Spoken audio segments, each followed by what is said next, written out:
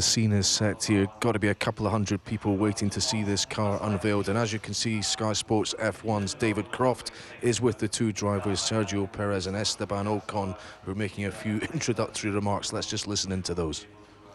Maintain, the physical at the end of the race. Your first full season, of course, in Formula One, so you obviously have had to ramp up your training regime. What about yourself? Have you had to do more than ever before? Have you had to stay off the burritos for a little bit longer? Yeah, I couldn't have such an easy winter. I had to start quite early working on my physics. Obviously, going on to a new generation of cars, being the cars so much faster. It's like going from GP2 to Formula One. It's another step. So physically, it's going to be a lot more demanding. The races, the G-forces that we're going to generate with these cars are quite high. So yeah, I have worked quite a lot in all the aspects, but I'm sure the first day of testing is going to be really exhausted. I reckon Esteban's had to go and buy a whole load of new shirts as well, because his neck's doubled in size from last year. And you're going Especially the neck. Exactly. Well, what do you do to get fit for a season like this? What is your training regime? Well, we as a Formula One driver, you have to be quite complete. You have to have the endurance, the strength, and for that you work in many different areas, as well as the reaction, because you have to be strong, but also have the reaction ready for anything. So yeah, we do a lot of neck exercises, a lot of core, a lot of training, endurance. So the cardiovascular is quite important.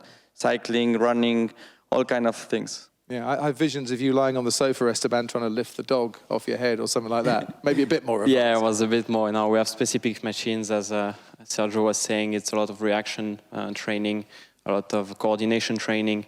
But to put some numbers, for example, on the physical side was 9 hours of gym per week and 10 hours of cardio. So yeah, it's been very tough. But for sure, I think me and Sergio, we did our maximum to be fit this season. Now, when we last spoke in Abu Dhabi at the end of last season, you were quite bullish about this year. You were quite confident that not only could Force India keep pace with the development of the team in recent years, but go that extra step further. What's behind that confidence? Yeah, it makes me feel really confident that in the 4 years that I've been in the team, I've never seen such a stable organization. None of the teams that I've been with in Formula One. And it makes me feel very confident, knowing that the right people have been working in this car. I mean, we finished 4th last year. We started the season more or less okay, but at the end of the year, we were the 4th fastest team on track, and we had a couple of podiums. So that makes me feel confident, and I trust totally this team, the people that has put so much effort in this car. So I do expect to have a very big year for the team. Your first full season, your first full rookie year, although you know the team very well. Have you set yourself goals and expectations for the 20 races to come? Yeah, I want to learn from this team. They have a lot to teach to me. I did only 9 races, so I will have also a lot to learn from Sergio. He's a very experienced driver, a great driver. He did a lot of good things. He did a lot of good things with this team, and I hope I will learn a lot from him in the test. And then my goal is to be straight away in the pace in the first race, and then improve from there on. Yeah, so you're kind of like the Ben Obi-Wan Kenobi to his Luke Skywalker. Is this how the relationship goes? You're the master, he's the apprentice? Well, I think he's young, but very talented, very fast. And I'm sure he will be pushing me from race 1 onwards, and that's just in the benefit of the team. I'm looking forward also to learn from him, because having a new teammate, new people working with, it's always good. So yeah, I think it's going to be very interesting. I hope I can keep him under control, which you never know what will happen. But it's always good to have someone next to you pushing you hard, which worked really well with Nico. But I think he will be quite fast, so not easy to beat. Well, I hope you both feel the force for this year. I don't think it's time now to carry on with the questions. I think it's time to stop the anticipation and see what the Vjm10 actually looks like. Sergio, Esteban, would you take your places, please, and do the honours? It is time to reveal the Sahara Force India Challenger for 2017. Ladies and gentlemen, the Vjm10.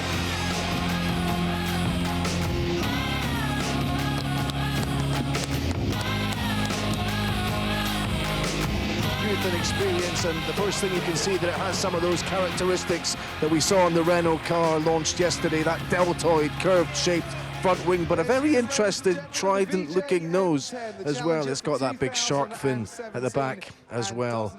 The fastest car in F1 history, we do expect this year, and can it better what the team achieved last year? I think if they held on to fourth spot, they'd be equally happy with that. But yeah, big year for this team, their 10th year in competition, and with a young Mercedes development driver and Sergio Perez looking to kick on and maybe get a drive with one of the top teams. I think they'll be hoping they can fairly regularly challenge for the podium, potentially. But let's see. Vijay Mallya, the team owner, coming between the two of them there. But great images, these. We saw the Vjm10 come out from under its wraps, and the V in that Vjm stands for Vijay. And this is Dr. Vijay Mallya, the team's owner. It's been a great day. The car looks fantastic, but I wonder, has a little extra edge been added to this season, Dr. Mallya, with Renault boss Cyril Abiteboul yesterday saying he thinks his team can easily beat you over the season because essentially they have more money than you have?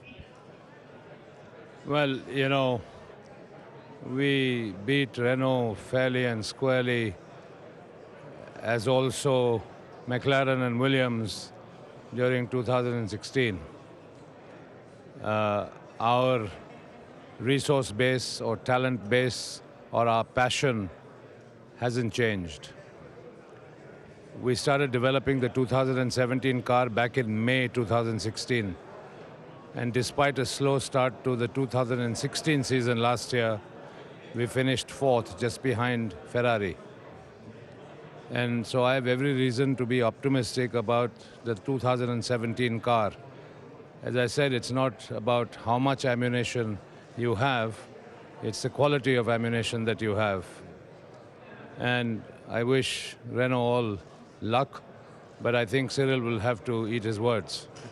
We look forward to seeing the action between the two teams on track, but what about continuing to go forward, Dr. Mallya? I mean, fourth in the championship is a remarkable achievement. Can you hope to maybe knock Ferrari out of that top three, maybe take yet another step forward? At the beginning of the 2016 season, if I had even told anyone that I was targeting to finish fourth in the championship after having finished fifth the previous year, people would maybe have laughed at me. It was very close with Williams, a point up and a point down, but ultimately at the end of the season we beat them by almost 29 points. So that was a creditable fourth position in the World Championship. There's no reason for me why I should not set my sights higher, and we dream big, we think big, because we have confidence in our talent and our abilities. And I know, and the people in this room know that follow motorsport, that motor racing and Formula One is in your blood, and you're very proud of how you've been able to represent your country on the world stage through this team. I wonder, do you resent when it's sometimes presented, perhaps a lot back in your homeland, that this is just a plaything of yours, that you're just another rich man that has this as some kind of toy? Unfortunately, motor racing in India is regarded as a rich man's sport, which it isn't. The Indian policymakers don't seem to learn from what's happening in so many other countries around the world.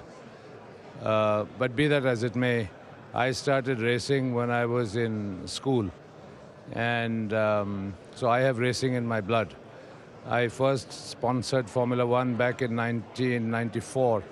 I started with Flavio Briatore and the Benetton Formula One team.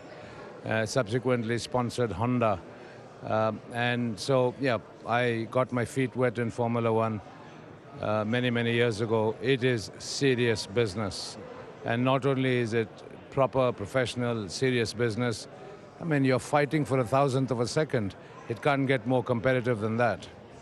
Just one final thought. We head into a new era without Bernie Ecclestone in charge. Are you confident the future will be bright for F1? And have you seen Mr. Ecclestone since he has changed his role? Oh, yes, I have met Bernie, and, you know, he's always been a dear friend of mine, always will be a dear friend of mine. What he has done for Formula One is absolutely fantastic. But I guess now with new owners and the new management dispensation, with Chase Carey and his two lieutenants, Ross Brown and Shaw Bratches, I think they're saying all the right things, expressing all the right intentions. So I'm optimistic that they will push the sport ahead and that the smaller independent teams will benefit from that as well. Despite how good it looks, the boss of the Renault team, Cyril Abiteboul, has said he doesn't think you can take them on over the course of a season. He thinks they've got too much money. Now, are they going to be your deadly rivals this year? I mean, you could have gone there. Your former teammate Nico Hülkenberg's gone there. So is that going to be a major battle between these two teams this year? Well, I hope not. I think if we're fighting with Renault, I'll be disappointed. Or unless they do a big step, you never know in Formula One. But certainly last year they struggled. I think they will be a lot more competitive this year. But I think our target is to move up the grid. To be fighting within the top teams, to be able to be fighting regularly for podiums. And I believe that the team is in a great shape, in a great position. And let's wait and see. I think it's too early to speak where we're gonna be, but certainly Renault will be a tough challenger. It's interesting in this close season. A lot has happened. Amongst other things, there's been an election in America. A lot of modern sportsmen these days don't take a stand on issues that are important to them. You, on the subject of your country and how proud you are of it, you have taken a stand. I mean, we're seeing images now of this image of you at the racetrack saying, let's build bridges, not walls. How will you feel going to America for the race there this year? No, we'll feel great. I think, one person will not change what I think of America. I think America is a great country, but sometimes they don't have the right leaders. But certainly, I love America and I spend a lot of time there, so I have no problems at all going to there. Okay, fair enough. And on track, you say you want to move onwards and upwards. What about some of the teams behind you, though, also looking to make positions? The likes of McLaren, how competitive might they be? Might they be another that takes a step forward this year? I think everyone is in the same position as us, Everyone wants to move forward. We beat a lot of big teams last year. I think we got to beat them again and look forward to beat the top teams, But, you have McLaren, you have Williams, you have Renault that are going to be tough to beat this year. But I fully believe in the potential of this car. I fully believe in the potential of this team. So I see no reason why we shouldn't be so positive for this season. And one last thought, how exciting is it going to be zooming around Kops and Maggots and Beckett's, an extra maybe, 30 kilometers an hour, maybe more than that with all this extra downforce? It will be very, very exciting. The amount of speed that these cars are going to be cornering, the cornering speed is going to be huge. Now, you're almost as tall as these guys I've been talking about, 6'2", 6'3", thereabouts, but you've only got the weight of, a light middleweight or something like that. However, you do, Esteban, have the neck, something like a Mike Tyson. So is that where you've been concentrating your work all winter? Yeah, it was overall a lot of things, but especially the neck for sure. That's where we are going to suffer the most, especially this year with those cars. So yeah, we had to be ready in any condition. We don't know really what to expect yet. But for sure, my training regime has been very hard, pushing hard, but also having a lot of food. I was on protein diet. I took 5 kilos of muscle, only 1% of fat. So that was a good ratio, and I'm very happy with the progress made. Because I know you've got a friend who's a boxer, so you've not been sparring with him or anything like that, have you? No, but I hold the bag when he's training, and we go running together. We do a lot of stuff together, and he's on the list for the French Championship. But no, he's also training his neck, but different types. So that was interesting to see, actually. Fair enough. What's interesting, though, you're obviously a young driver. This will be your first full season in Formula One. You're coming into a team with a very experienced guy in the other car, Sergio Perez, a bit like Max Verstappen did at Red Bull, a bit like Daniel Ricciardo before him. Do you have to assert yourself, just make your presence known in the team for who you are and stand up for what you want to do? Well, I have big ambitions, but the team have big ambitions as well. They know I'm new. They know I have to learn a lot, but they believe in me, and they welcome me very well in the team, and I'm happy about that. We had a lot of preparation. We had the time to prepare everything. It's been a long time since I didn't have a preparation like that, so I feel 100% ready. Good. And you're also a Mercedes development driver. You'll be here for 2 years. The last time I spoke to you, Mercedes had a driving vacancy and you were being asked all kinds of questions about that situation. Do you have now to forget about Mercedes and focus firmly on Force India? Yeah, I've always been focusing on Force India. I mean, I don't really focus on rumors or talks. I mean, I'm very happy that it turned out to be driving for Force India, and I'm glad I have a 2-year contract with them.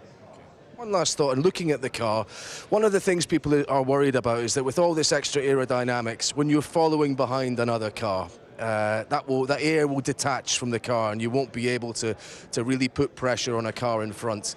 In the simulator, is there anything you sense that kind of explains how that's going to feel like in practice? No, unfortunately, no. You can't simulate that in the sim. When you drive, it's on perfect condition. You can choose the temperature, you can choose everything. But there is, we didn't simulate on turbulence air to see how it was. But yeah, the only point that then can be still good for overtaking is that we have more drag.